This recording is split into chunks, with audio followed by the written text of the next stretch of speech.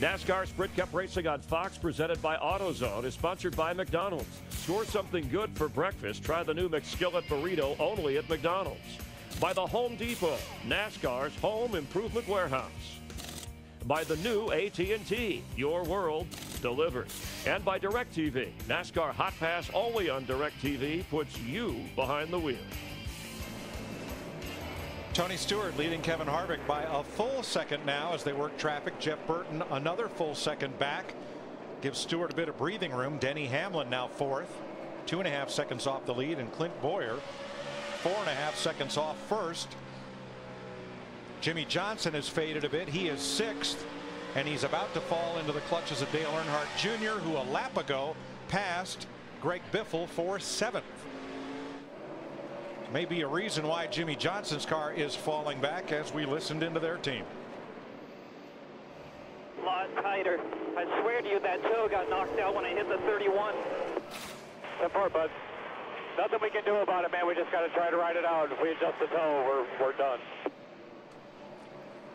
That was what brought out the 8th caution flag of the day when Jimmy got into Jeff Burton. And we're going to make Jimmy our Allstate Good Hands driver of the day, because he gets into Jeff Burton here as they're trying to lap Robbie Gordon, gets sideways, doesn't spin it all the way. The caution comes out. He lost what, 3-4 positions, and then gained a couple of those back on pit road. So Jimmy is today's Allstate Good Hands driver. Allstate, are you in good hands? And just to talk about the toe out, it's a front end setting. You adjust it with the tie rods. You make the front of the front tires just a little wider than the rear by putting some toe out. It gives the car security. But Chad Knaus is absolutely right. This late in the race, you come to pit road under caution, even under caution, and adjust that, you're going to be at the back of the pack and you'll never get it back. 16 cars still on the lead lap as Greg Biffle, who is the highest Ford in the race, in 8th place, tries to get Johnson for 7th. Steve? Mike, when that caution came out on lap 375, Biffle said the car was good, just put tires on it. But since that time, during this run, he said it's gotten a little bit loose, and that splitter is hitting the racetrack. And I tell you, that's been the characteristics of this race car. This is the 1-year anniversary. We've been running this car here.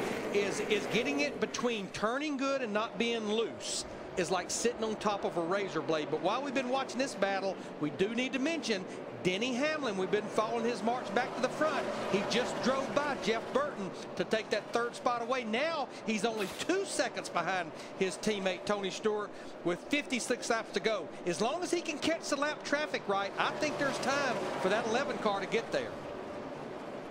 So, Jeff, what happened? Hamlin was 3 seconds back. The leaders did not get stuck in traffic. Now he's only 2 seconds back. What woke Denny Hamlin up? Well, it might be tire management, Mike, because the good thing about it, we've been talking about it all day. You still, this late in the run, the racetrack's been rubbered up. But the key thing is pacing yourself. I've worked with that man up there in the booth before. All of a sudden, guys are driving away from us, but Darrell's running a real steady, let's just say 17-second flat lap, and all of a sudden, guys are out in front of you. Well, they come back, and they slow down a little bit, and all of a sudden, you keep catching up with him because you're more consistent. He may have a better race car than the guys up front right now because of that. I think he does, Jeff, and I think one other thing, Larry, is right now he can see Kevin Harvick. Harvick is just about 10 car lengths out in front of him. That's 2nd place, and that's within his grasp. Well, Darrell keeps pointing out to me what that 11 car is doing is he goes up the hill and then he runs it down to the bottom and gets that run. He's diamonding this racetrack, which I've been watching his teammate Tony Stewart. That's what he started doing the last few laps. And Kevin Harvick is running right around the bottom all the way around the corner. 50 laps to go next time by. Tony Stewart has led 220 of the 450 laps, by far the most laps of any driver today. He's 1.3 seconds ahead of Kevin Harvick. Can Stewart hold him off and score Toyota's 2nd win? Oh man, this one's going down to the wire. Stay tuned for more on Fox.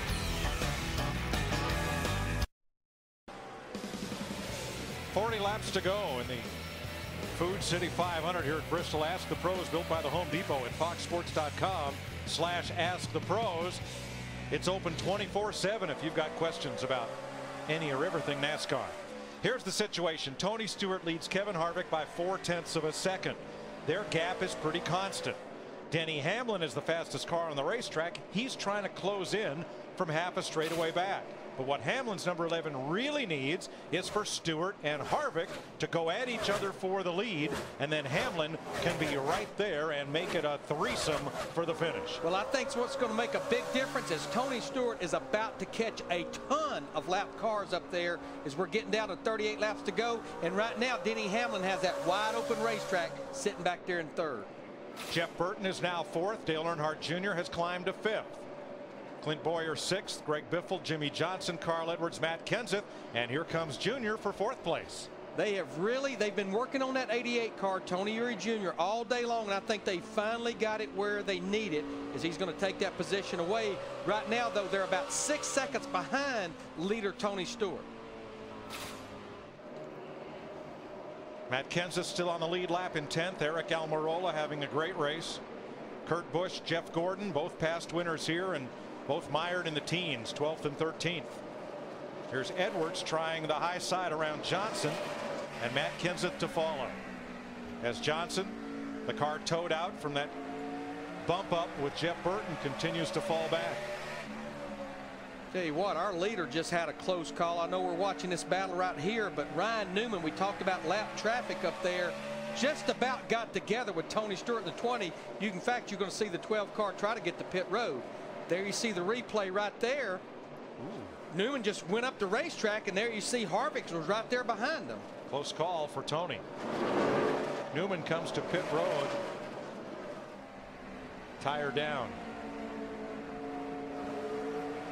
33 to go. The other lead lap cars are Casey Kane and David Gilliland.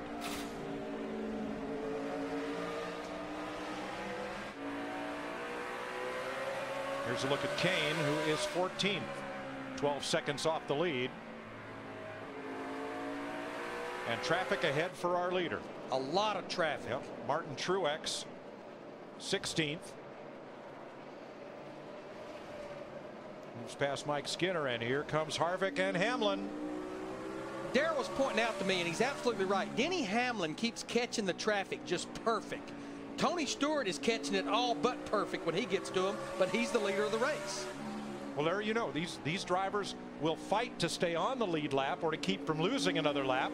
Once the first and second place cars go by you, no harm in laying over for the fellows who are third and fourth. You've lost your lap, let them go. Boy, Harvick really got a good run off turn 2 that time, but we've been talking about him. He's been marching to the front. That 11 car keeps getting a good run off the corner as well, as we've got 28 laps to go now. Mike and Larry, one thing I want to throw back in here, and we talked about it early part of the race, but with only 28 laps to go, let's bring it up one more time. 500 laps here at Bristol, you got to survive. And now we're getting down to crunch time, as you guys have been pointing out. As the leaders are coming up, guys are getting fatigued, cars are getting fatigued, tires are wore out. So you've got to make sure you're smart enough not to put yourself in a jeopardizing type of situation where you could wind up getting wrecked by somebody you're trying to lap. So survival is so important right at the moment. And if that's not enough elements, all 43 cars are still out there. Coming up on 25 laps to go in Bristol.